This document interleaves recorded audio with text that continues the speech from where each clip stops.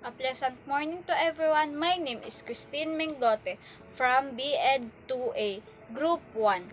We are going to discuss for today is about integration into the Spanish Empire.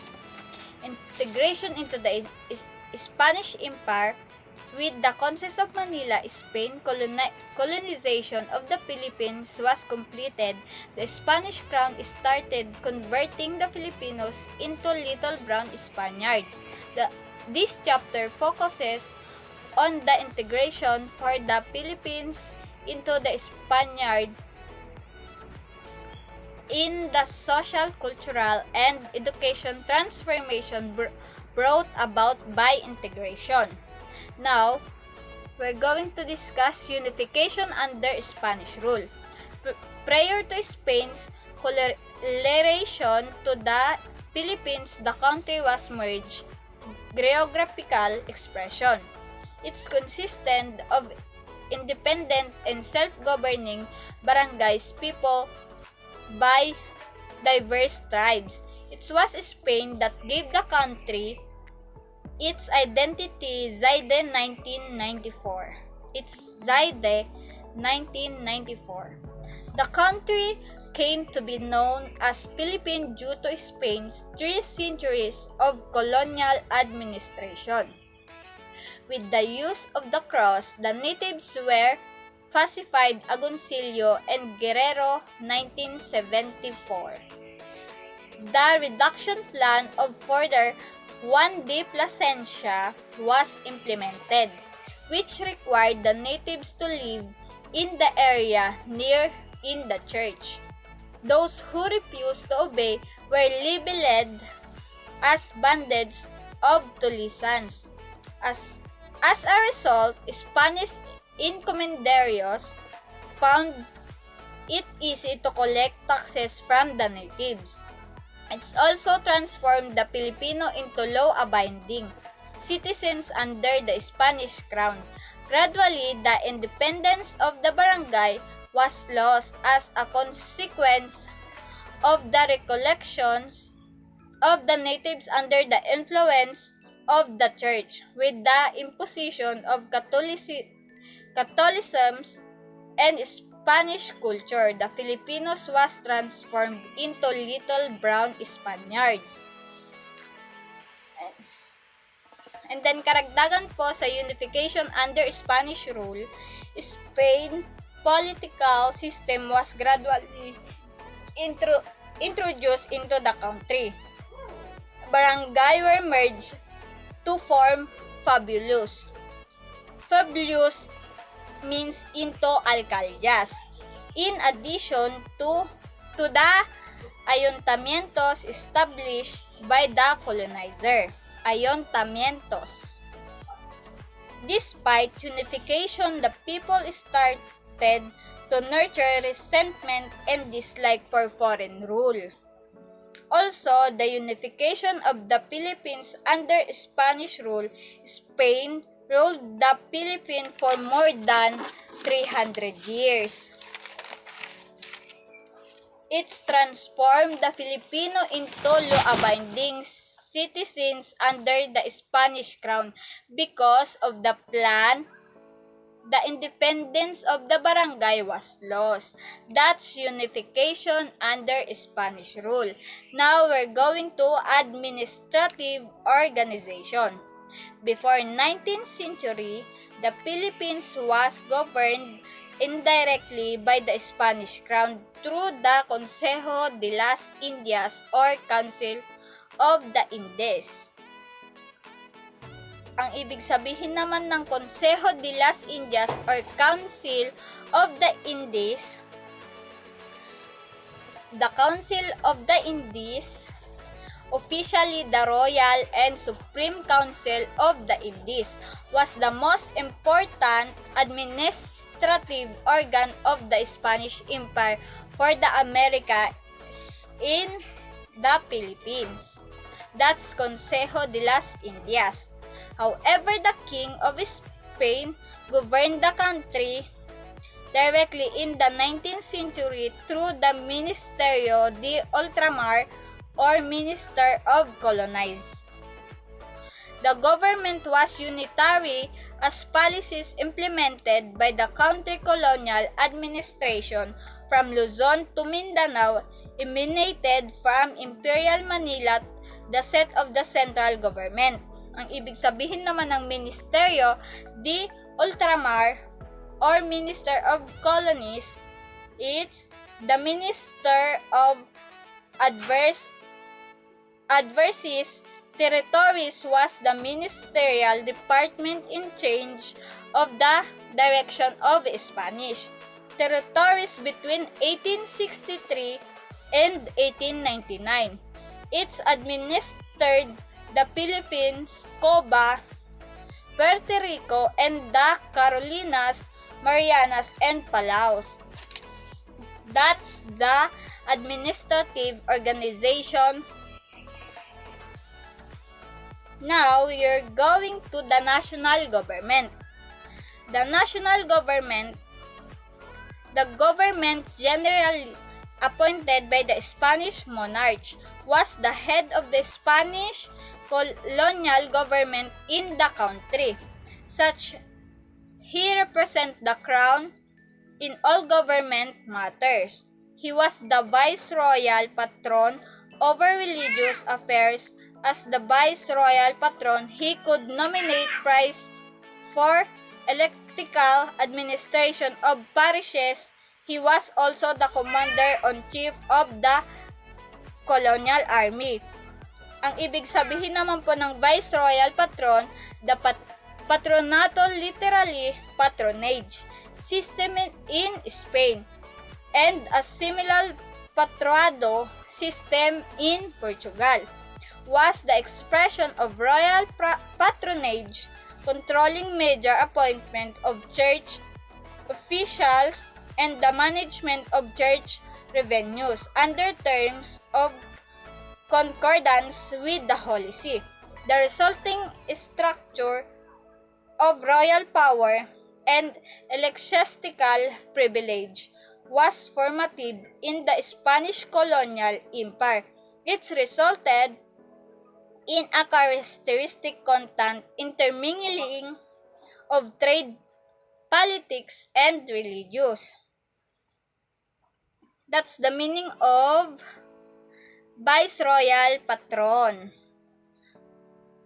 As the chief executive of the colonial government, he was an ex officio president of the Audiencia Real or Royal Audiencia, the Supreme Court in the Philippines during those time. Considering that was no making body under the country, then Governor General had legislative power. At his discretion, he could legislate laws for the colony. Laws enacted by Governor General were called actos or acordados, magigad. Since Spain was very far from the Philippines, the Governor General had the power of complaints or the power to decide which law or royal decree should be implemented or disagreed in the colony. The governor's exercise of legislative power can be explained by the fact that the Spanish courts or the lawmaking body was based in Madrid. The judicial power of the government was vested on the Audiencia Real, the Supreme Court, and the lower courts during those time de Leon.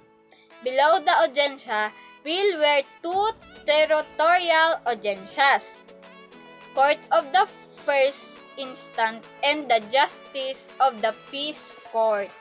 That's the two territorial audiencias.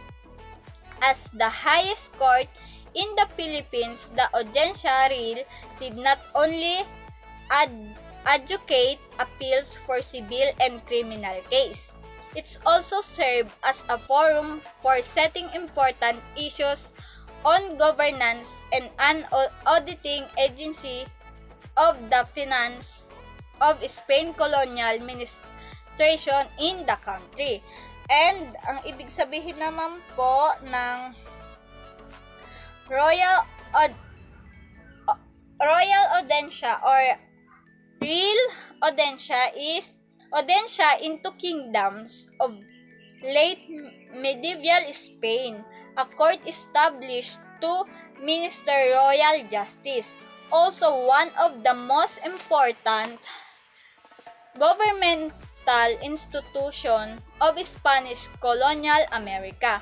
In Spain, ordinary judge of audiencias in civil cases were called oidores. And for criminal cases, alcaldes de crimen. And the judicial power naman is the power of a court to decide and pronounce a judgment and carry it into effect between person and parties who bring a cases before it for decision. Tas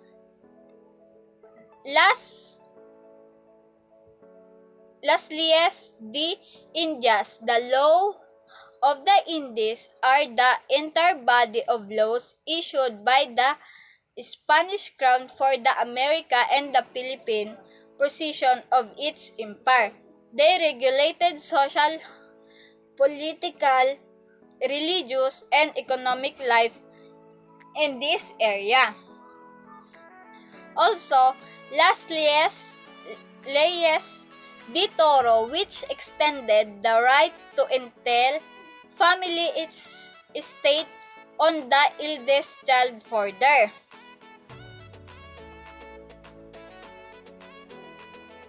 Safeguarded the stability of noble property.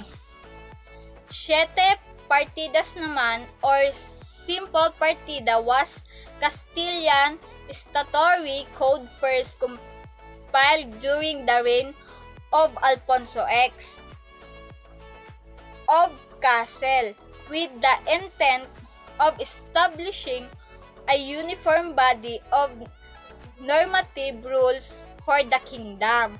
The codified and compiled text was originally called the Libro de las Leyes.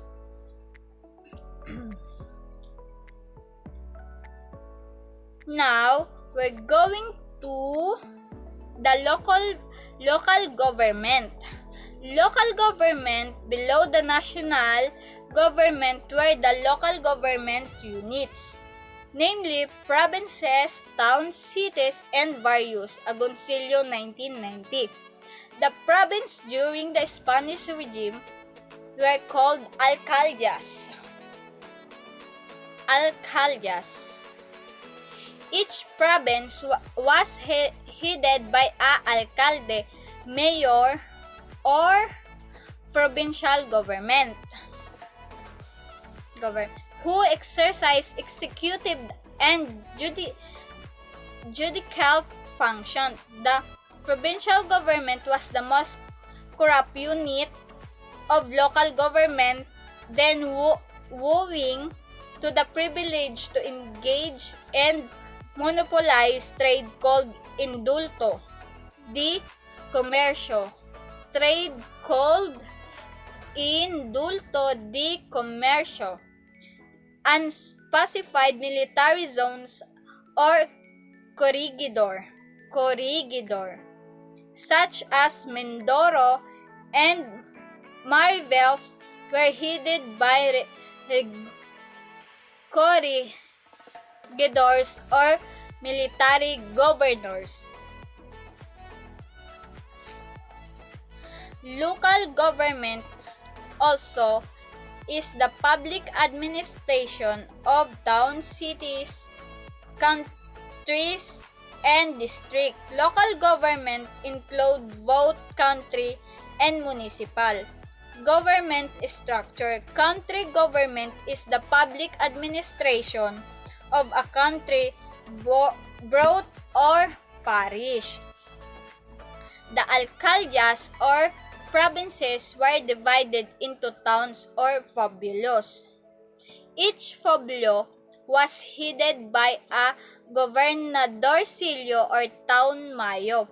At first, he was elected by all married male. In the 19th century, he was voted by 13 electors.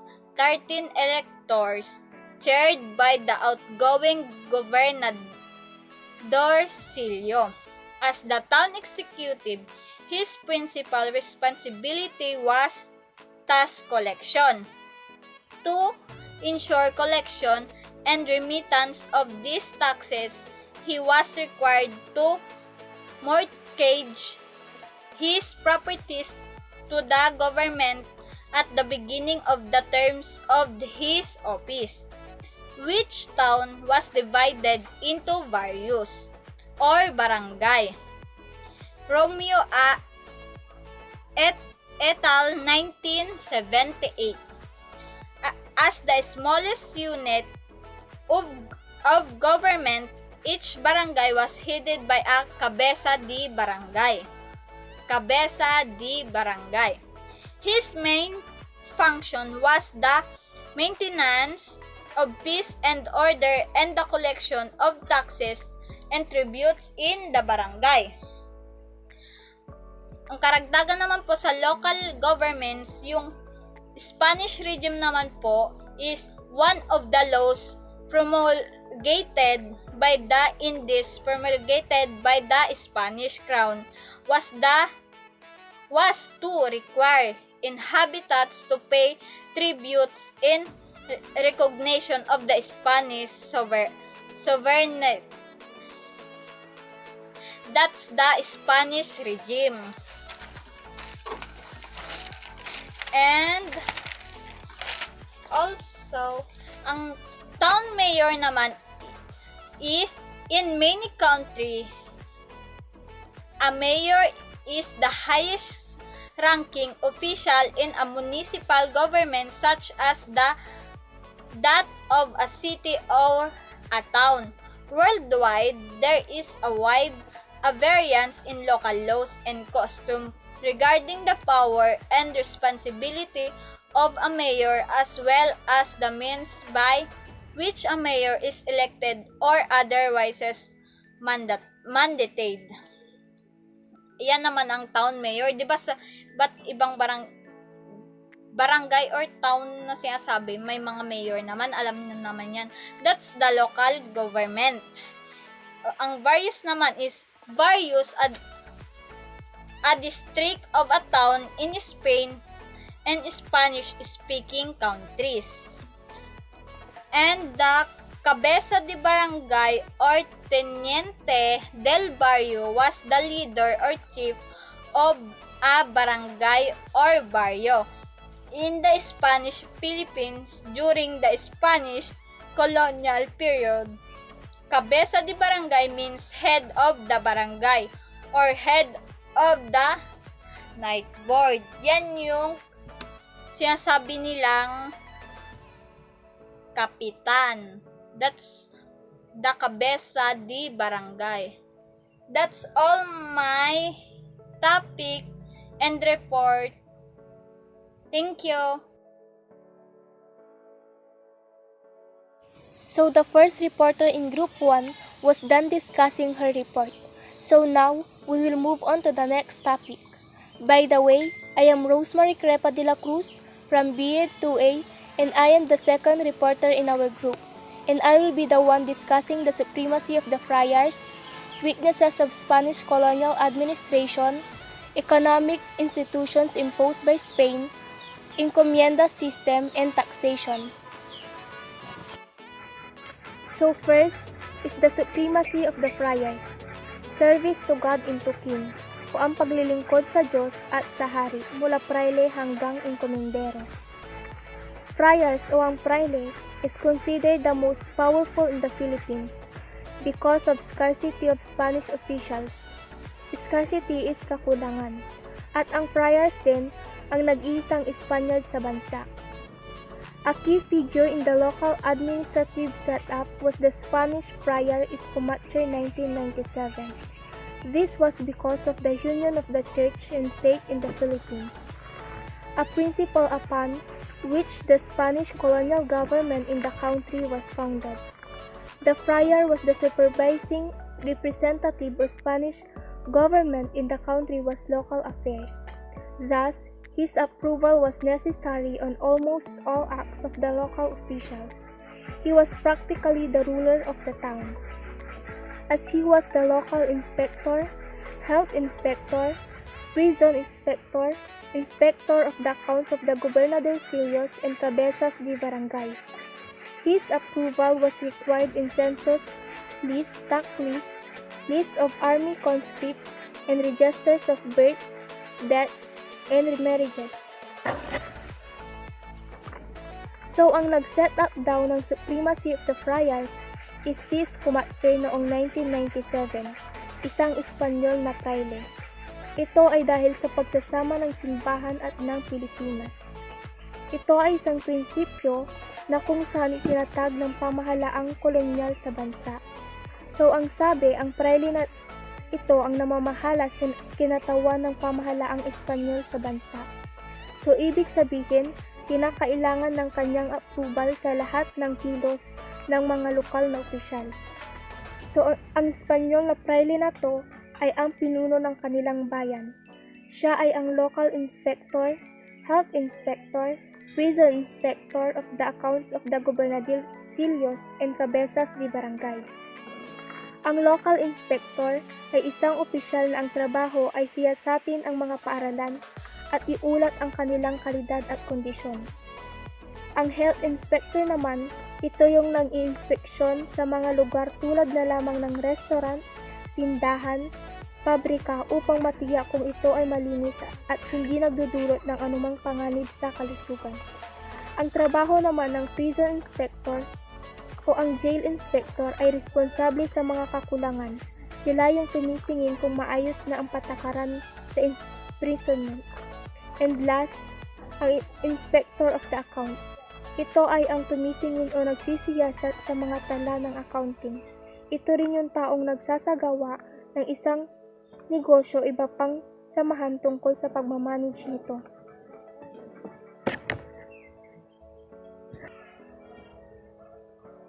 Eventually, the friars became so powerful and influential that even civil authorities feared them. So ang sabi, ang mga praile daw ay pinakamakapangyarihan at maimpluwensyang tao na kahit na ang civil authorities ay kinatatakutan sila.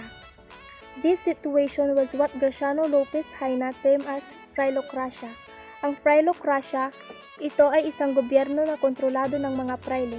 So ibig sabihin masusunod lahat ng gusto ng mga praile. The rise in power and influence of the friars can be attributed to frequent changes in the top colonial administrations in the country from 1849 to 1895. So ang mga gustuhin ng friars is nagtuloy-tuloy mula 1849 to 1895. Spain tightened her control over the country through the friars for fear of losing the Philippines, owing to the fact that they remained in the colony every time a governor-general was removed from office. Their advice on proper management of governmental affairs was sought by every new governor-general. This eventually the way for control and influence over the colonial affairs. So next is the weaknesses of Spanish colonial administration. On the whole, Spanish colonial administration was corrupt and inefficient. So ibig sabihin nito, tiwali at hindi maayos ang kanilang pamamahala. This can be attributed to several factors. Owing to the distance of the Philippines from Spain, the Governor-General exercised absolute powers. He could reward positions in the bureaucracy to his favorites who were unqualified and unfit. So ibig sabihin, gagantimpalaan niya ang kanyang mga paboritong tao kahit hindi naman ito kwalipikado at hindi karapat-dapat sa posisyon na iyon.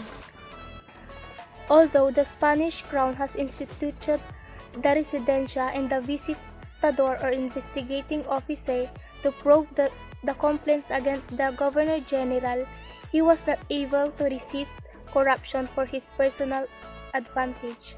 So hindi siya required na gamitin iyon para sa kanyang sariling kapakanan. So ang residensya is isang korte na ang komisyon ng hukom upang suriin ang pag-uugali ng isang nagtatapos sa mataas na opisyal o magre-retired na may mataas na rangko. At ang visitador or investigating officer naman, ito naman yung isang opisyal na hinirang ng hari upang siyasatin ang pangangasiwa sa pamahalaan.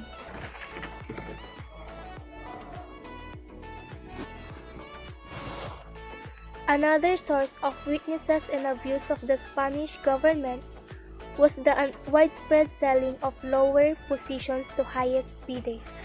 Capino 1977. So, ang ibig sabihin nito, ang paglaganap ng pagpibenta ng mas mababang posisyon sa pinakamataas na bidders. Ang ibig sabihin ng bidders ay ang pag-aalok ng presyo sa isang mamimili o tao. On account of the foregoing, many government officials in the country were appointed not on the basis of merit but ability to buy position. This situation gave rise to misadministration of governmental affairs, bribery, as well as graft and corruption. So binabayadan nila ang isang tao upang makuha lamang nila ang kanilang gustong posisyon. Next is the economic institutions imposed by Spain. In addition to the political system introduced by Spain, she likewise imposed numerous economic institutions in the country. These economic institutions were the following: encomienda system, taxation, forced labor, and the galleon trade. So nagpataw ang Espanya sa pang-ekonomiya tulad ng encomienda system, taxation, forced labor, at galleon trade. Next is the encomienda system. After his successful conquest of the Philippines, Legazpi subdivided the country into encomiendas. An encomienda is a parcel of land, including its inhabitants, assigned to loyal Spaniards who had helped in the colonization of the country. The recipient of this parcel of land was called an encomendero. Ang encomendero is siya yung hahawak kung ano yung ibibigay sa kanya.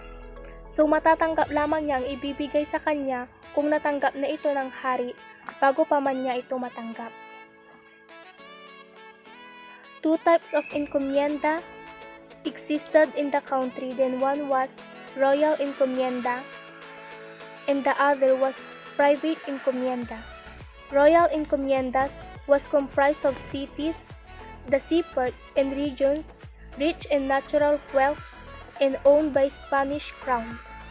So ibig sabihin naman ng royal encomienda is binubuo ito ng mga lungsod, ng mga daungan ng dagat, mga rehiyon na mayaman sa likas na yaman, at ito ay pagmamay-ari ng Espanya. On the other hand, private encomiendas were under the stewardship of private persons, charitable institutions, or the Catholic Church. So, ibig sabihin nito, ito naman ay sa ilalim ng pangangasiwa ng mga pribadong tao, mga institusyong pangkawang-gawa o ang simbahang Katoliko. As the steward of the encomienda, the encomendero was required to minister to the economic and spiritual welfare of the natives. He was duty-bound to teach them the Catholic faith and protect their person and property from harm. The people, however, become discounted and complain against the encomenderos owing to the abuses and exploitations they experienced. Thus, it was abolished by the Spanish crown in 1674. So, ibig sabihin, ang trabaho ng encomenderos ay protektahan ang mga tao at ang mga ari-arian nito. Pero ang mga taong ito ay hindi pabor sa pamamahala ng mga enkomenderos. Ito ay binura noong 1674 ng Spanish. And last is taxation. As vassals of Spain, Filipinos started paying tribute in cash to Spain during the days of Legazpi. The rate was originally 8 reals but was raised to 10 in 1602, then increased to 12 in 1851. So noong 1602, nag-raise ito ng 10 and then noong 1851, nag-increase ito ng 12. One tribute was equivalent to one family consisting of father, wife, and minor children. Every unmarried man over 20 years and every unmarried woman over 25 years paid half of tribute, so magbabayad sila ng kalahati ng tribute. The natives did not like the way collectors collected the tribute and hated it.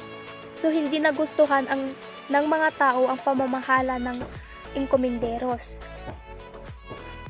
The encomenderos reaped huge profits and became very wealthy through the collection of tributes. With the abolition of the tribute in 1884, the cedula served as an income tax and personal identification for the Indios was enforced. So ang cedula is a permit or order issued by the government. Ito ay nagsisilbing buwis sa kita sa personal na pagkakakilanlan. Another burden imposed on the native Filipinos by the colonial authorities was the bandala, the compulsory sale by native farmers of their farm products to the government. So ang bandala naman is an indirect tax imposed on the Filipino farmers who were required to sell products to the government. Ito ay hindi tuwirang buwis na binubuo sa mga magsasakang Pilipino at kinakailangang ibenta ang kanilang produkto sa gobyerno. Ito rin ay sapilitang pagbebenta ng mga katutubong magsasaka ng kanilang mga produkto sa pamahalaan. Not only were the goods or products undervalued, but also in many cases were not even paid for. So hindi lamang ang mga kalakal o produkto ay minamaliit ang halaga, kundi sa ibang kaso na hindi rin ito binabayaran. So ganun sila kalupit dati.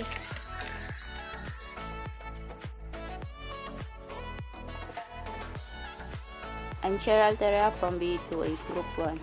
Forced labor or the polo y servicio. Another clear manifestation of the Filipino vassalage to Spain was forced labor or polo y servicio. This imposition required males from 16 to 60 years old to vendor services for 40 days each year in the building and repair of roads and bridges, cutting of timber, and working in foundries and shipyards. Those who vendored forced labor were called polistas. This was also a source of abuse considering that natives could be exempted from forced labor provided they paid value exemption fee. Isa sa mga patakaran na pinapatuwad ng pamahalaang Espanyol ay ang polo y servicio o sa pilitang paggawa. Ito ay lahat ng kalalakihan na may edad 16 to 60 years old na may kakayahang magtrabaho at maglingkod sa paggawaan ng pamahalang Espanyol. The imposition of forced labor resulted in the abandonment of farmland, separation from families, eldest, and death of the part of the polistas. The Indios were greatly humiliated as they were never paid for what they did. What was worse was they were even deprived of their rights vision by Spanish officials. Ito yung pagpapataw ng mga sapilitang paggawa ng resulta sa pag-abandona ng mga bukirin, paghihiwalay sa mga pamilya, sakit at kamatayan na sa bahagi ng polista, at pinagkaitan ng mga rasyon na bigas ang mga opisyal ng Espanya. The galleon trade was the early trade between Manila and Acapulco, Mexico, which commenced in 1565. It was basically a trade between the Chinese and the Spaniards in Manila and their counterparts in Mexico. Products coming from Manila were shipped to Acapulco on trade vessels called galleons and sold there at lucrative profit. On the return trip, these galleons carried silver coins or silver bullion that the traders from Manila desired. Ito ay kalakal ng galleon ay ang maagang kalakal sa pagitan ng Manila at Acapulco, Mexico, na nagsimula noong 1565. Karaniwang isang kalakalan sa pagitan ng mga Chino at Espanyol sa Manila at kanilang mga tapat na Mexico. The aforementioned trade brought economic prosperity to the Chinese and the Spaniards in Manila. In addition to the foregoing, the Manila-Acapulco trade resulted in cultural exchanges that led to the introduction of new crops and animals to the country. Nonetheless, is disastrous effects of the Filipinos. Agriculture was as Spaniards become too preoccupied with trade forced labor was intensified as Filipinos spent numerous days contracting galleons. This trade, however, was ended in 1815. Ang nabanggit sa kalakal ay nagdala ng kaunlaran sa ekonomiya ng mga Chino at Espanyol sa Maynila. Ang Maynila ay naunang nabanggit. Ang kalakalan ng Acapulco ay resulta ng mga pagpapalitan ng kultura na humantong sa pagpapakilala ng mga bagong pananim at hayop sa bansa. At ito ay nagkaroon ng epekto sa Pilipino. Napabayaan ng mga agrikultura dahil ang mga Kastila ay naging sobrang preokupado sa kalakal. Pinatindi ang sapilitang paggawa habang ginugol ng mga Pilipino ang mga galyon. Ang kalakal nito ay natapos noong 1815. Challenge to Spanish imposition of sovereignty. Spanish imposition of her sovereignty over the Philippines was not without obstacle. The Spanish soldier had to fight off Chinese spirits who sometimes came to control Manila, notable among them as Limahong in 1574, as well as Dutch and Portuguese force and Muslim from Mindanao and Sulu in retaliation to attacks of them by the Spanish forces raided Luzon and Visayas and often sold their captives as slaves. In the late 16th century, the Japanese under the leadership of Hideyoshi claimed control of the country. For a time, Spain paid tribute to secure their trading routes and protect Jesuit missionaries in Japan. Ito yung pagpapataw ng Espanya ng kanyang sovereign sa Pilipinas. Ito ay hindi naging hadlang at kailangan labanan ng mga sundalong Kastila. Kastila ang mga piratang Chino na kung minsan nagkokontrol sa Maynila at kapansin-pansin sa kanila ang Limahong noong 1874. At gayon din, ang pwersang Dutch at Portuguese at mga Muslim at mga sinalakay ang Luzon at Visayas at sa madalas na pinagbibili ng kanilang mga dinakip na bilang alipin noong ika-16 na siglo.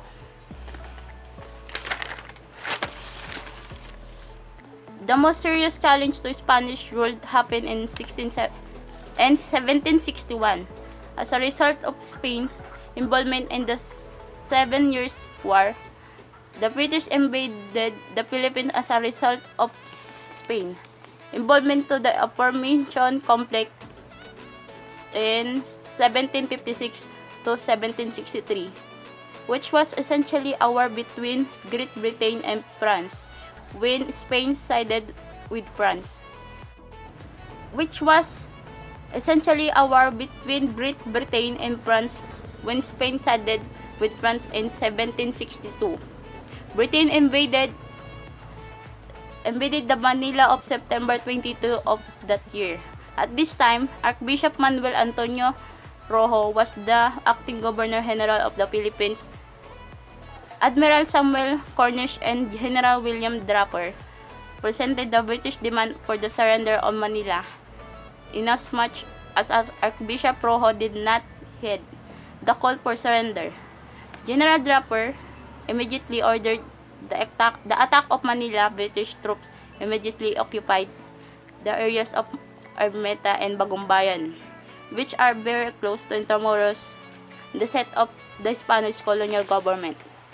Ito yung pinakaseryosong pamahalaan ng Espanya na nangyari noong 1761 at bilang paglahok ng Spain sa 7 taong digmaan, sinalakay naman ng British ang Pilipinas, bunga ng paglahok ng Spain sa nabanggit na salungatan noong 1756 hanggang 1763 na mahalagang digmaan sa pagitan ng Great Britain at France. Nang kumampi ang Espanya sa Pransya noong 1762, sinalakay ng Britain ang Maynila noong September 20 ng taong iyon.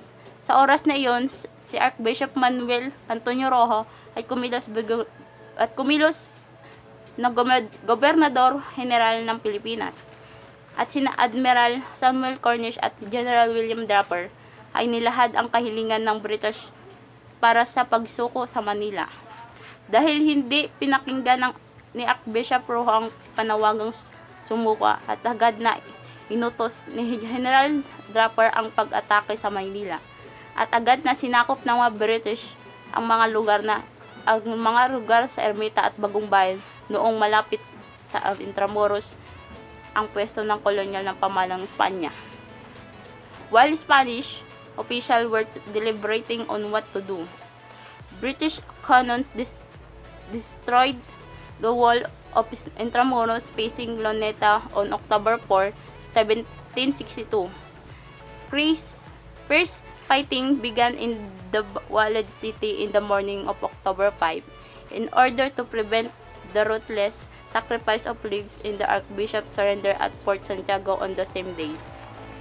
At habang pinag-uusapan ng mga opisyal ng Espanya na kung ano ang gagawin sa pagsirang kanyang British ang mga pader sa Intramuros na nakaharang naman sa Luneta noong October 4, 1762. Umaga ng October 5 naman nakipaglaban sa lungsod ng Walid. At upang maiwasan ang walang awa na napagsakripisyo ng mga buhay, ang Archbishop ay sumuko sa Fort Santiago sa parehong araw. One of the very interesting effects of this event was the existence of 3 governors general claiming to be on top of the colonial government of the Philippines. Number 1. Dawson Drake, the first British Governor General appointed by the British East India Company after the surrender of Manila to the British, was assisted by the Manila Council. Nonetheless, Alexander Dalrymple was the last British governor.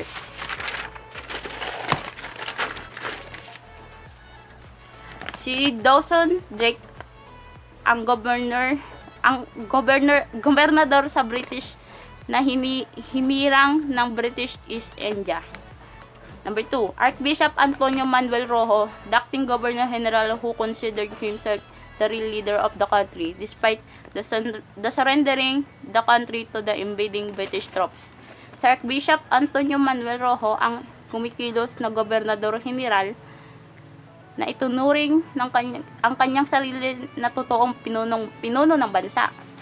Number 3, Simon de Anda, the Benegate Governor General who headed the Spanish and Filipino army, which continued the struggle against the British invaders. He left Manila and proceeded to Bacolor, Pampanga, and relieved Filipinos in the province of the side of the Spanish colonial government. Si Simon de Anda ang tumalikod na Gobernador General na namuno sa hukbong Espanyol at Pilipino na nagpatuloy sa pakipagbakal laban sa mga manakop na British. The Treaty of Paris of 1763 ended the war. This treaty restored Manila to Spain in 1674. The British occupation, although brief, exposed the resentment to Spanish authority and discrimination felt by local peoples, especially the Chinese, some of whom openly supported the British. Ang kasunduan sa parokya noong 1763 natapos sa giyera. Ang kasunduang ito ay nagpapanumbalik ng Maynila sa Espanya noong 1764. Ang pananakop ng British, kahit na maikli, ay naglantag ng sama ng loob sa otoridad ng Espanya at diskriminasyon na naramdaman ng mga lokal na mamamayan, lalo na mga Chino ng ilang lantarang suportahan ng British. The Philippines was opened to the outside world by the British conquerors. The Filipinos were permitted to trade directly with merchants from China, India, and nearby countries. This contact with the outside world led to the entry of foreign money and ideas into the country. Ang Pilipinas ay binuksan laban ng mundo ang mananakop ng British. Pinayagan ng mga Pilipino na makipagkalakalan ng direkta sa mga mangalakal mula sa China, India at mga kalapit na bansa. With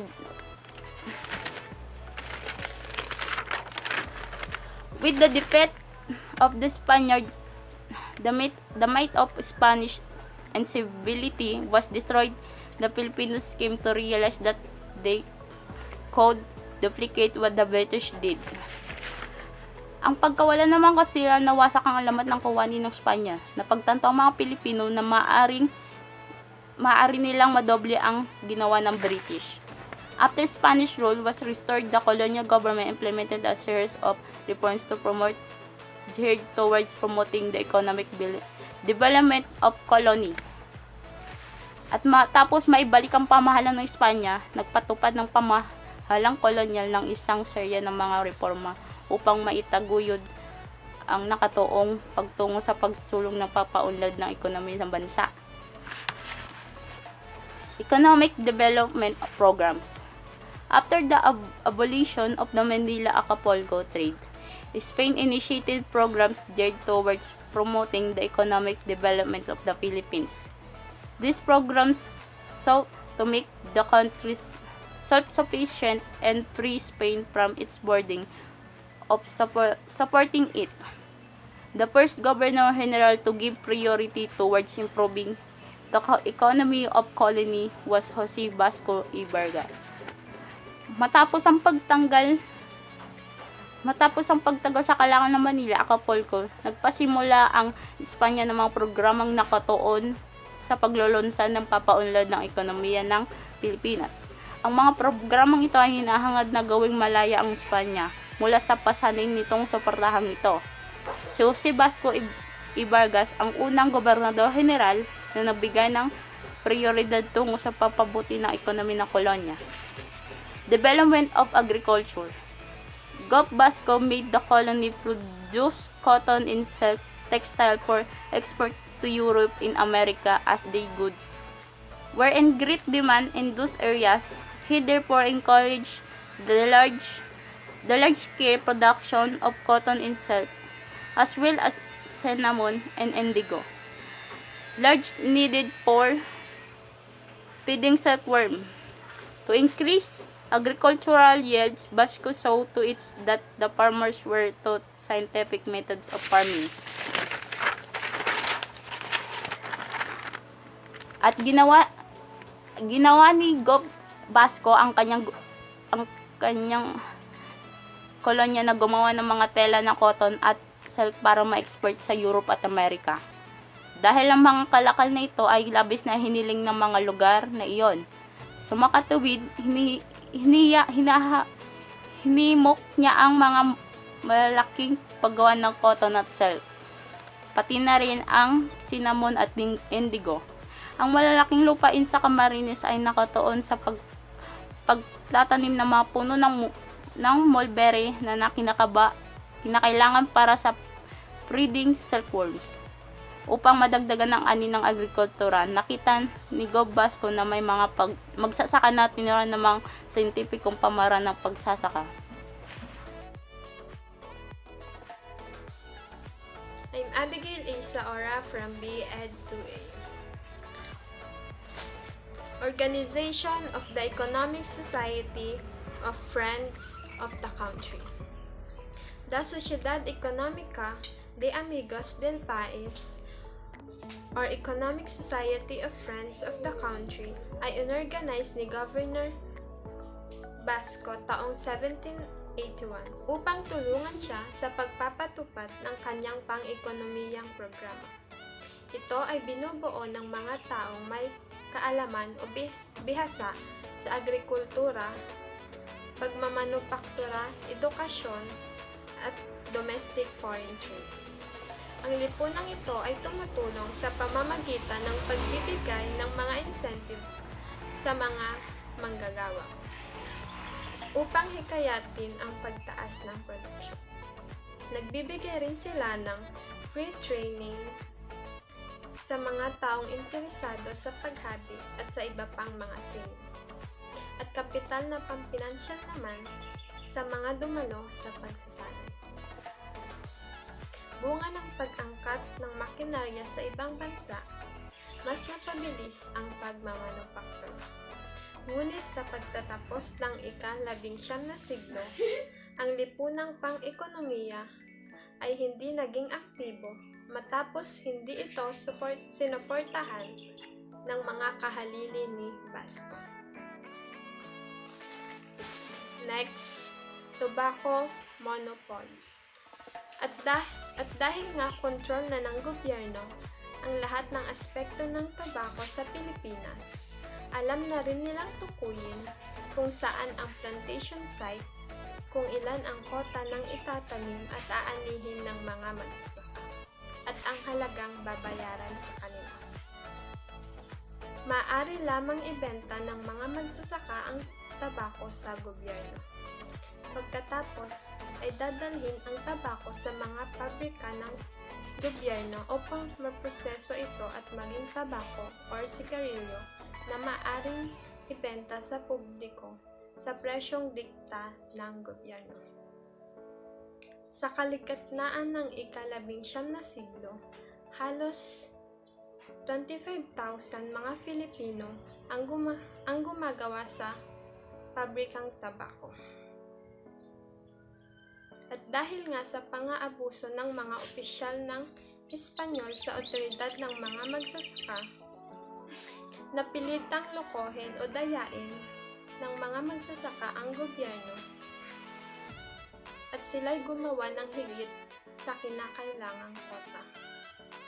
At ang natitirang amount ay itinago at ipinagbili ng mga magsasaka sa black market. At dahil nga sa pang-aabuso na naganap sa monopolyo ng tobacco, winakasan ito ng Gobernador General na si Primo de Rivera noong 1882. Next, ang Royal Company of the Philippines. Ang Royal Company of the Philippines o Real Compañía de Filipinas ay itinatag sa bisa ng Royal Decree noong Marso 10, 1785 upang mapaunlad at maitaguyod ang direktang pakikipagkalakalan sa pagitan ng Espanya at ng kolonya at upang mapaunlad ang likas na yaman ng bansa. Nagkaroon dito ng eksklusibong kontrol sa kalakal sa pagitan ng Pilipinas at Espanya. Kaya naman ang mga produkto sa Pilipinas ay na-export sa Spain ng walang buwis.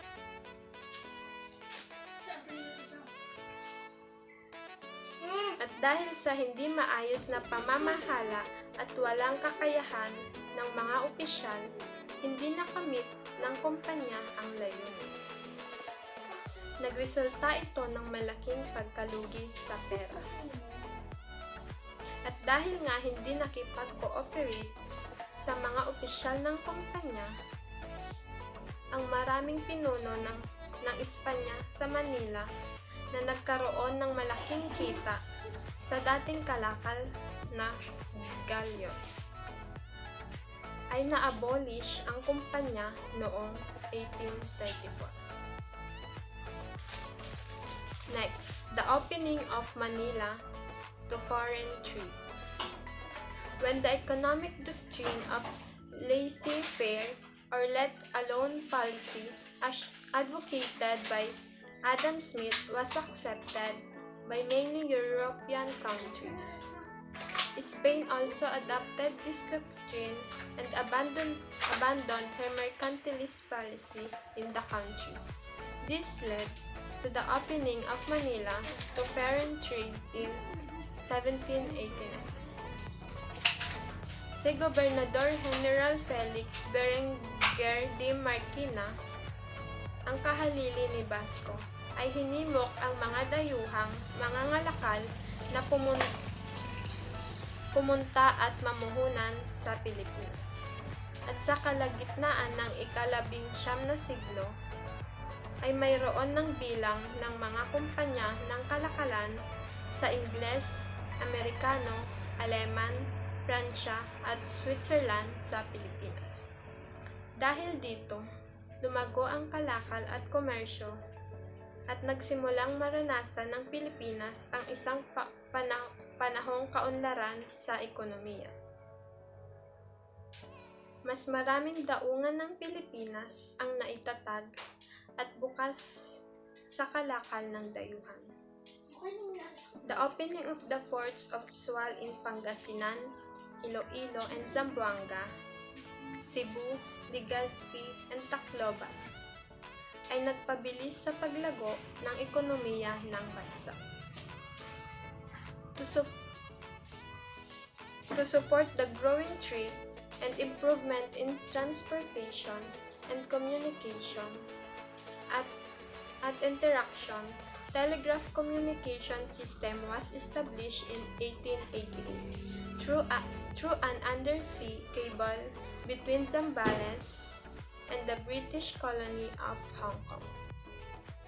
The first domestic telegraph and telephone was opened year 1890.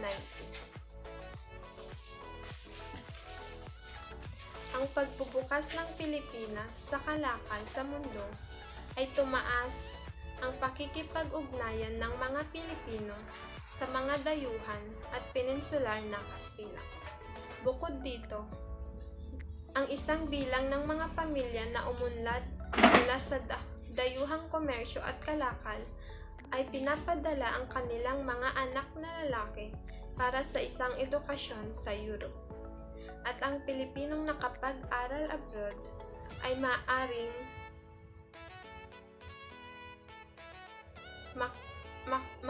makakuha ng intelektual na pagpapaunlad sa Europe.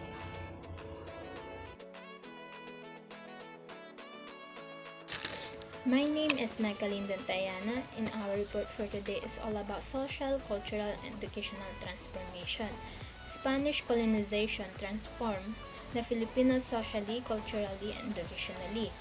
Socially, ito yung isang grupo ng mga tao o mamamayan na binibigyan ng katangian o paglalarawan sa mga huwaran ng mga pagkakaugnay ng bawat individual na ibinabahagi ang iba't ibang kultura at mga institusyon.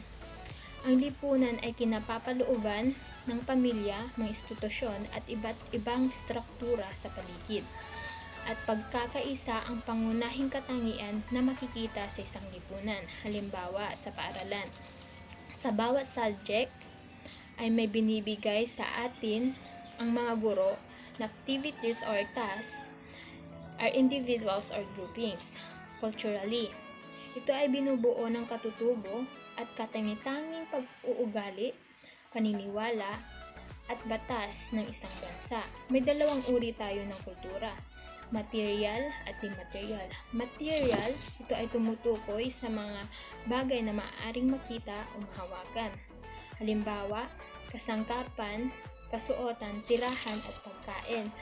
Ang di-material naman, ito ay tumutukoy sa mga bagay na hindi maaaring makita o mahawakan. Halimbawa, edukasyon, kaugalian, relihiyon, sining at iba pa. Educationally, Ang edukasyon ay makakamit ng isang taong naghahangad na matuto. May tatlong paraan: formal, informal, at di formal. Ang formal, ito ay ang tipikal na natural na paraan kung paano ka natututo.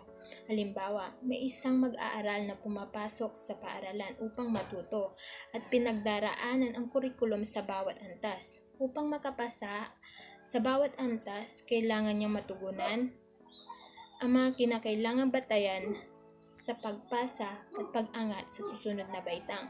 Informal, ito ay aspeto ng edukasyon na kung saan ay binibigyang halaga ng departamento ang mga sitwasyong naglalagay sa mga mag-aral na alanganin kung sila ay papasok sa formal na edukasyon. Halimbawa, ang mga mag-aaral pinapayagan na pumasok sa araw na itinakda ng guro, isa o dalawang beses dahil hindi sila formal na makapasok o makapunta sa paaralan dahil sa kanilang trabaho. Di formal, ito ay uri ng edukasyon na ibinibigay ng ibang sektor o grupo ng mga tao sa komunidad. Halimbawa, hindi miyembro ng kagawaran ng edukasyon ngunit dahil sa personal na karanasan, kaya layunin ng organisasyong kinabibilangan na tulungan ang mga mag-aaral.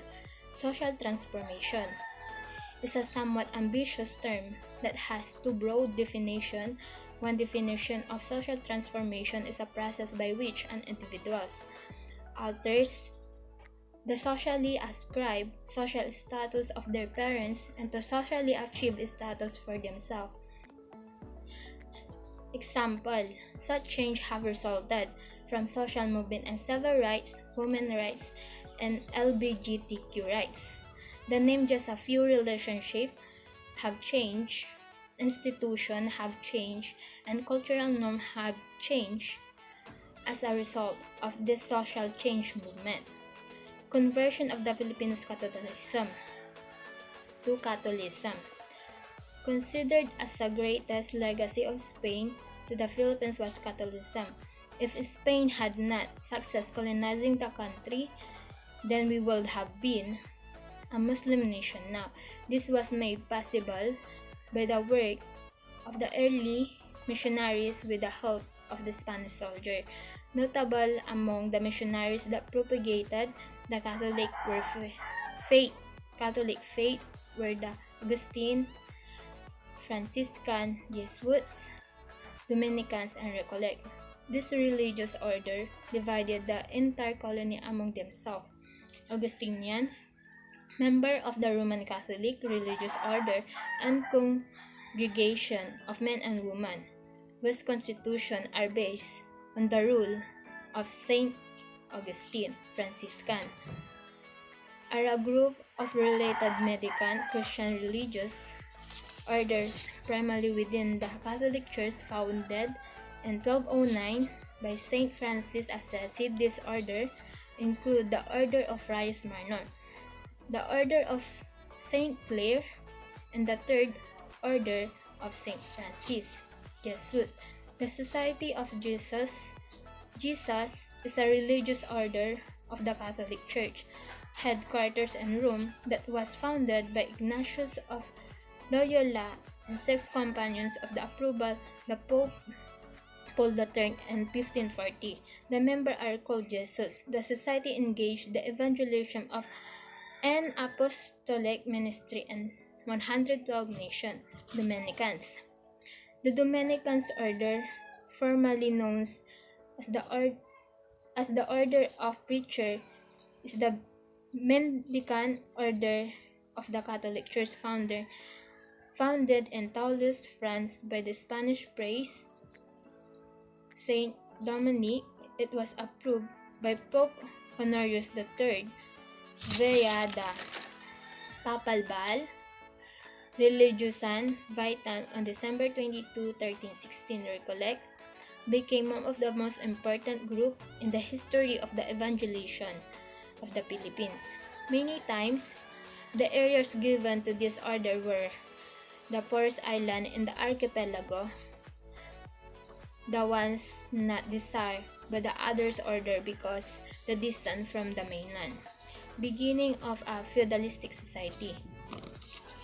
Philippine society became feudalistic as a consequence of the imposition of the encomienda system by the Spanish colonizer. Filipinos were treated not as human beings but slaves, owing to Spain adherent to the doctrine of limpieza de sangre, or purity of blood, or pyramidal social structure came to be implemented in the country Magay-God 2000. Limpieza de sangre. The concept of limpieza de sangre or limpieza de sangue or neteja de sang, literally cleanliness of blood and meaning blood purity, was a system of discrimination used in early modern Spain. Peninsulares and insular are Spanish colonial term. Two terms were used to differentiate of origin of the Spaniard. Residing the 19th century colonial Philippines, a Spaniard born in Spain were referred as a peninsular, meaning born in the Spanish peninsula. In contrast, a Spanish born in the Philippines was referred as an insular if the Philippines or the Filipino or a Filipino if in Spain. Differentiated has consequence in the colonial apparatus, clearly in favor of the peninsulars who enjoy certain privilege and could be assigned to posts of higher responsibility. Since the independence of the Americans in the first 2 decades of the 19th century, the Spanish government began to distrust the insulars of her colonies, since they were the ones who, as a social class, commanded in the independence processes and the Philippines' independence test revolves, such as naval uprising in the 1830s, had insulars as protagonists. The term insular can be founded as a way of self-identification on the side of the particular person. In the Marianas Chamorro, Spanish mestizos referred to themselves in certain official document as Español Insular, meaning the Spaniard born the island or son of the country. In such cases, the term was probably used to reinforce the stand before the bureaucracy of the colonial government, which always represented by peninsulars. Hispanization of Filipino surname.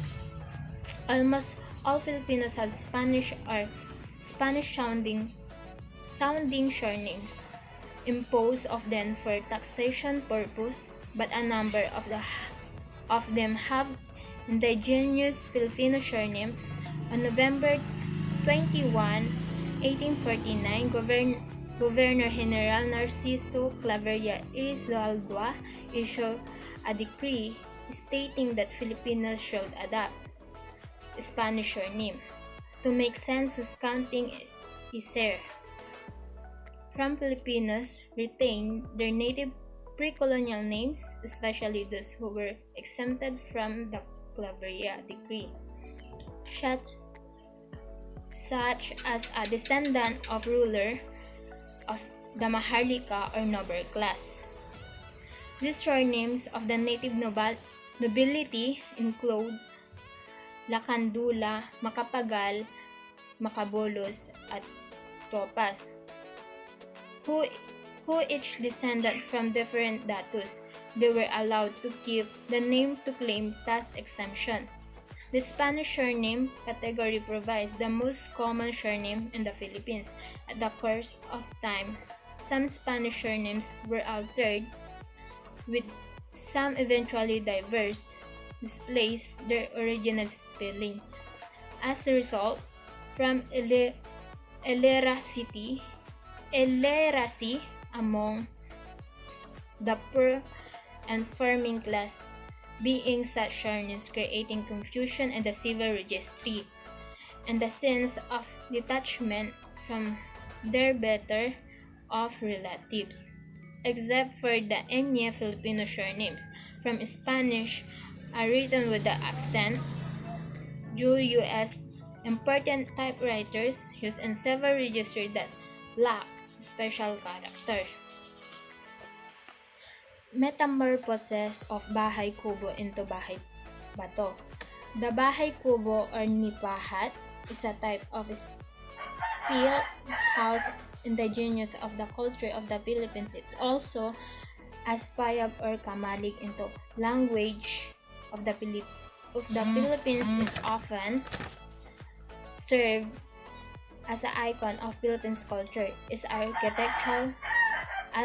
architectural principle giveaway to many Filipinos traditional houses and buildings that rose after the pre-colonial era. These include the colonial era bahay na bato, which was novel version of bahay kubo with Spanish or some Chinese-made architectural influence and has become the dominant urban architecture in the past. And there is also contemporary buildings such as Coconut Palace, Santo Niño Shrine, and the Modernist Cultural Center of the Philippines and the National Art Center, which are modern edifices that use bahay kubo as a sub-influence. Indigenization of Spanish and Chinese cuisine. Spanish and Chinese cuisine were mixed with Filipino dishes. Notable among the indigenous Spanish dishes were adobo, menudo, puchero. Even Chinese noodles were Filipinized into pancit malabon and pancit luglog. Ang lutuin ng mga Espanyol ay hinaluan ng mga pagkain Pinoy. Nakapanipaniwala sa mga indigenous na lutong Espanyol na ito ang adobo, menudo, mechado, puchero, etc. At yung mga incheck naman ay naisalin sa pansit malabon at luglog at pansit luglog. Change the Filipino made of dressing. Men started wearing western coat and trouser of Americana, which replaced their traditional jacket and bahag. They started using the putong and stand more hats. They even started wearing slippers and shoes instead of going around barefoot. Even the style of dressing among women was changed. Women started using saya and kamesa, replacing their traditional sarong. They also learned to use manton de Manila or shawl and handkerchief. In addition to the foregoing, both and females started wearing slippers and shoes instead of going around barefoot. Nagsimulang magsuot yung mga lalaki ng western coat at pantalon ng mga Amerikano na pumalit sa kanilang mga traditional na jacket at bahag na kanilang isinusuot noon, at tumigil din sila sa paggawa ng putong at sa pagsuot ng sombrero. At nagsimula pa silang magsuot ng tsinelas at sapatos sa halip na maglibot na walang sapin. Gayon din yung mga babae. Binago nila ang mga estilo ng kanilang kasuotan at nagsimula din silang gumamit ng saya at kamesa. At pinalitan ang kanilang traditional na kasuotang sarong at nagsimula rin silang magsuot ng tsinelas at sapatos. Sa karagdagan, sa naunang nabanggit, ang lalaki at babae ay natutunan din nilang gumamit ng manton de Manila or shawl at panyo. Introduction of the Spanish language. Ipinakilala ng Kastilang Espanyol ang wikang Kastila, ngunit hindi nila ito pinalaganap sa mga katutubo. Sabi ng mga praile, ang mga pag-aaral ng wika ay maaaring humantong lamang sa katanungang pang-aabuso ng pamahalang sibil at mga prayer. Kaya't ang natutunan lamang ng mga Pilipino ay tulad ng naranja, silya, mesa, maestro, sibuyas, padre, at eskwela. Celebration of religious feasts honoring patron saint. Bilang resulta ng pagiging kanilang Katoliko, pinagtibay ng mga Pilipino ang pagdiriwang ng piyesta o pagdiriwang ng relihiyon bilang parangal sa patron ng isang bayan. Sa araw ng kapiyastahan ng patron ng bayan ay labis na pinagdiriwang sapagkat ito ay isang okasyon o salo-salo kung saan kailangan maghanda ng pagkain. Yun lamang po, marami pong salamat.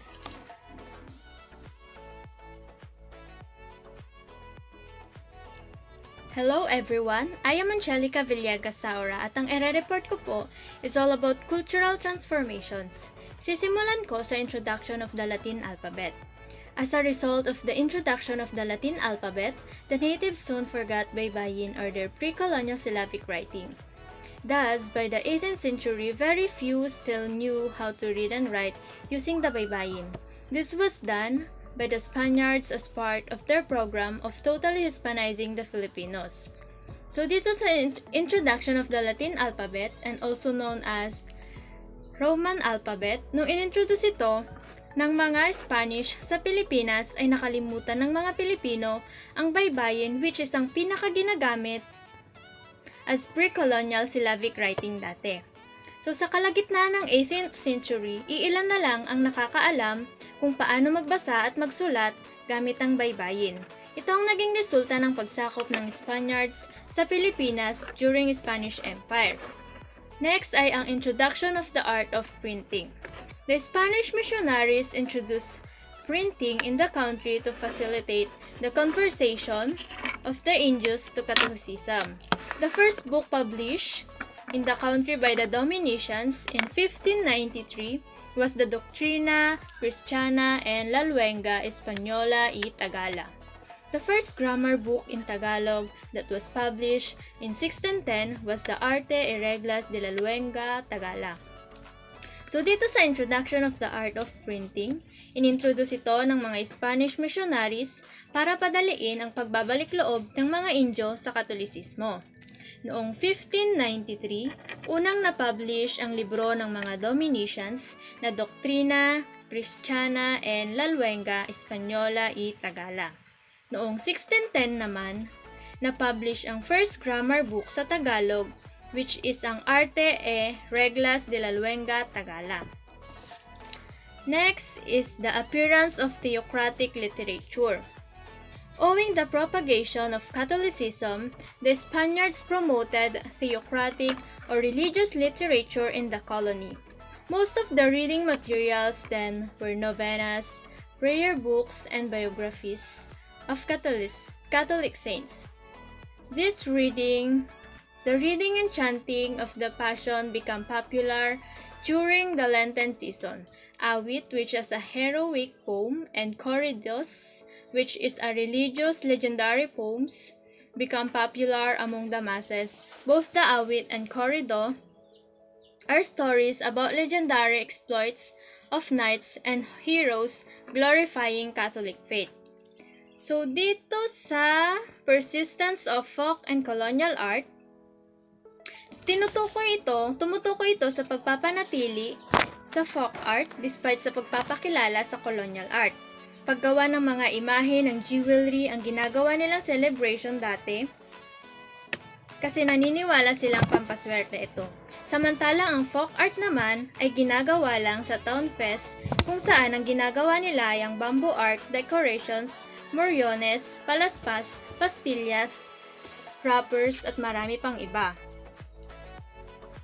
Next ay ang introductions of Hispanic music and Western musical instrument. Hispanic music and Western musical instruments were introduced by the missionaries for the purpose of converting the natives to Catholicism. Side by side with the use of music, children were taught the Gregorian chants. With the teaching of Hispanic music to young boys and girls, Spanish dances like fandango and the jota were also introduced. So dito sa introduction of Hispanic music and Western musical instrument, inintroduce ito ng mga missionaries para sa pagpapalit ng natives into Catholicisms. Ang mga bata ay tinuruan ni Gregorian na umawit tulad ng side-by-side na gamit ng music. Dahil sa pagtuturo ng Hispanic music, ang mga maliliit na kababaihan at kalalakihan ay natutong sumayaw ng Spanish tulad ng fandango at jota. Pag sinabi mong fandango dance, ito ay sinasayaw ng mga Spanish in a exuberant way kasi para ka ring nanliligaw sa sayaw na ito. Sinasayaw ito ng mga kababaihan at kalalakihan ng may gitara at castanets. Samantalang ang jota dance naman ay parang katulad din ng fandango dance, which is also a courtship dance. Sinasayaw ito ng mga couples habang magkahawak ang mga kamay ng nakataas. It is bouncing steps to guitar music and singing. Next ay ang educational transformation. Up to the middle of the 19th century, schools were under the control of the friars. Primary education was not given attention despite the establishment of parochial schools in many towns. Instructions in these schools centered on the teaching of fear of God and obedience to the friars, with indoctrination as the principal mode of teaching. Children were taught that they were of inferior intelligence and were just fit for manual work. With the use of the vernacular language, students' learning was measured in terms of how they could parrot the contents of a book even without comprehension. As a consequence of the use of this method of teaching by the friars, Filipino children were not able to develop self-confidence in their ability to learn. Moreover, native children develop a severe inferiority complex. The culture of silence became embedded in the minds of young Filipino learners. So dito sa educational transformation, sa kalagitnaan ng 19th century, ang mga paaralan ay nasa ilalim ng pamumuno ng mga praile. Hindi na bibigyan ng atensyon ang mga primaryang paaralan dahil sa pagtatayo ng parokya sa ibang lugar. Ang itinuturo dito ay ang pagkakaroon ng takot sa Diyos at ang pagiging masunurin sa mga praile. Pagtuturo ng mga doktrina ang naging pangunahing paaralan nila sa pagtuturo or pangunahing paraan nila sa pagtuturo. Mga pangkaraniwang salita lang ang itinuturo nila sa libro at hindi nito ipinapaunawa ng mabuti kaya hindi na de-develop ang self-confidence at abilidad ng mga Pilipino sa pagkatuto.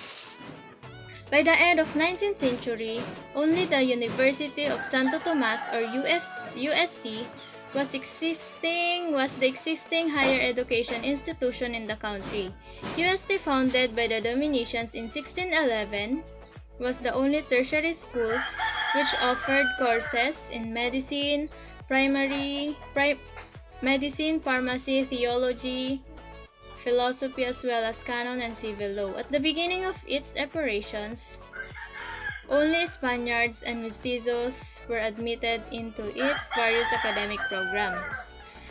Nonetheless, its doors were open to wealthy Filipinos during the last half of the 19th century. Secondary schools for boys were also open during this period. Notable among these schools were the Colegio de Santo Tomas and Colegio de San Letran in Manila under the Dominicians, as well as Ateneo Municipal run by the Jesuits. Secondary education for girls, however, was provided by Santa Isabel, La Concordia, Santa Rosa, and Santa Catalina. All these schools were subject to inspection by the Dominicians rector of UST.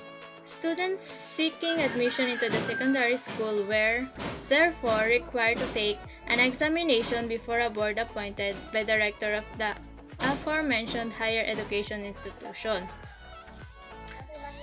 So by the 19th century, ang University of Santo Tomas or UST ang nag-iisang paaralan na may higher educational institution sa bansa.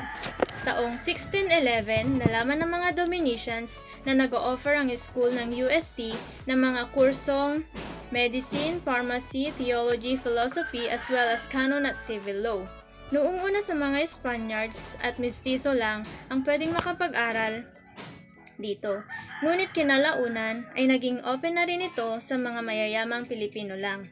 Ang lahat ng paaralan ay dumadaan sa inspeksyon ng Dominican Rector ng UST at kailangan mag-take ng examination board para ma-appoint sa higher educational institution.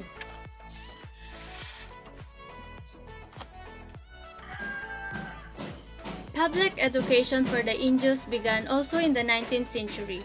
The educational degree of 1863 was implemented in the colony, which required the establishment of 1 elementary schools for boys and 1 for girls in each town in the country. The same decree provided for the establishment of a normal school for the training of teachers with a mastery of Spanish language under the direction of the Jesuits, as Spanish shall be the medium of instructional in all schools. The friars reacted negatively to the teaching of the Spanish language to the Filipinos. They opined that knowledge of the language would lead to the development of political and social awareness among the natives, which in effect could trigger in them the desire to work for freedom and independence. Thus, they pressed on the need to keep the Filipinos in ignorance and opposed all efforts to improve education in the colony. Although the Spanish government exerted efforts to educate the Filipinos, the educational system implemented in the country had serious weaknesses. Notable among these weaknesses were the following: overemphasis on religion, limited and irrelevant curriculum, obsolete classroom facilities, inadequate instruction materials, absence of academic freedom, and racial prejudices against the Filipinos. So noong 1863 ay nag-implement ng education degree na mag-establish ng tig-isang elementary school sa kababaihan at kalalakihan. Spanish language ang ginagamit sa pagtuturo alin sa utos ng mga Jesuits. Ang mga praile ay hindi sang-ayon sa Spanish ang gawing lingwahe na ituturo sa mga Pilipino dahil baka daw ito ang maging daan tungo sa pagmimithing kalabanin ng mga Pilipino ang mga Spanish at maghangad ang mga Pilipino ng kalayaan. Ang Spanish government ay nagsikap para turuan at pangaralan ang mga Pilipino. Pero may mga negatibong dulot at kapintasan ang educational system na ipinatupad ng mga Spanish government sa Pilipino tulad ng over-emphasis on religion. Kasi more on doktrina or about religion lahat ang itinuturo nila. Next ay ang limited and irrelevant curriculum. Hindi magkakaugnay at limitado lang ang itinuturo nila sa kadahilan ng baka magnais sa mga Pilipino ng kalayaan. Next ay ang obsolete classroom facilities. Hindi na masyadong maayos ang mga silid-aralan dahil sa kalumaan nito. Next ay ang inadequate instructional materials. Hindi na sapat ang kagamitan na pinagtuturo ng mga Spanish para tugunan ang mga pangangailangan ng Pilipino sa pag-aaral. Next ay ang absence of academic freedom. Kawalan ng mga pang-akademyang kalayaan tulad na lang ng kagustuhang matutunan lahat ng mga bagay-bagay para ma-develop ang kanilang learning educational degree or ang kanilang pagkatuto. And lastly ay ang racial prejudice against the Filipinos, which is ang pagkakaroon ng sariling kapintasan sa mismong lahi dahil sa taliwas na itinturo ng Spanish sa mga Pilipino na nagtulak para palitan ang mga kinagisnan ng mga Pilipino tulad ng edukasyon, lingwahe, at iba pa. At dito na po nagtatapos ang aming report, which is ang integration into the Spanish Empire. Sana po ay marami kayong natutunan mula sa Group 1.